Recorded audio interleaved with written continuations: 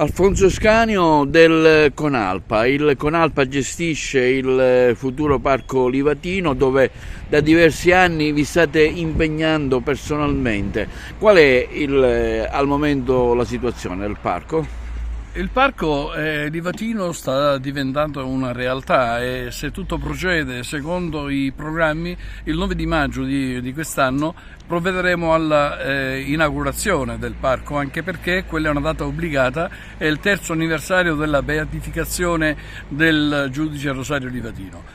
Noi abbiamo iniziato il 1° di giugno dello scorso anno, abbiamo avviato una sottoscrizione e abbiamo cominciato a fare i primi lavori di bonifica ambientale su un'area che ci è stata concessa da ANAS.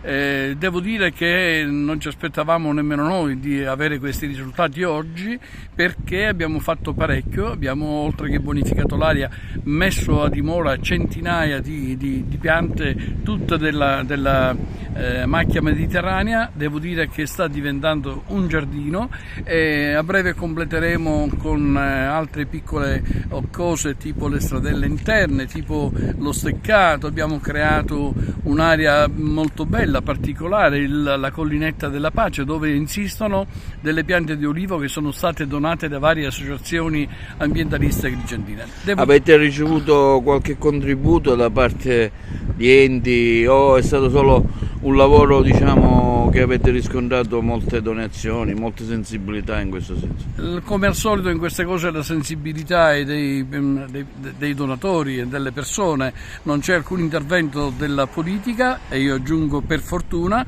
perché vogliamo mantenere questo progetto lontano dalla politica. Sono intervenute delle associazioni, la Federazione Nazionale Funzionari di Polizia, l'Unimri, che fino all'altro ieri ci ha donato un assegno di 2.205 euro e così via. Tante persone che hanno donato una pianta e che vogliono sentirsi parte attiva in questa realizzazione del Parco Livatino. Ecco, c'è anche un appello, diciamo, a chi vuole contribuire in qualche modo alla vostra associazione, al Conalpa?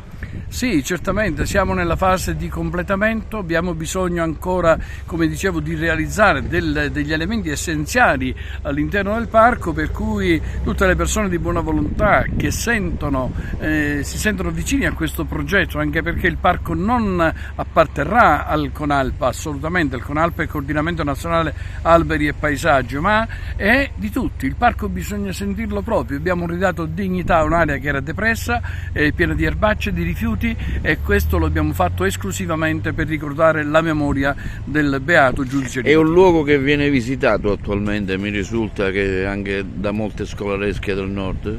Sì, viene visitato da sempre, ma adesso le visite si stanno intensificando, anche perché la notizia del parco ha già preso piede e quindi adesso le persone che arrivano trovano un'area dignitosa, un'area bella, gradevole da visitare. Non ci sono più rifiuti, ci sono solo piante, sta diventando un bel giardino.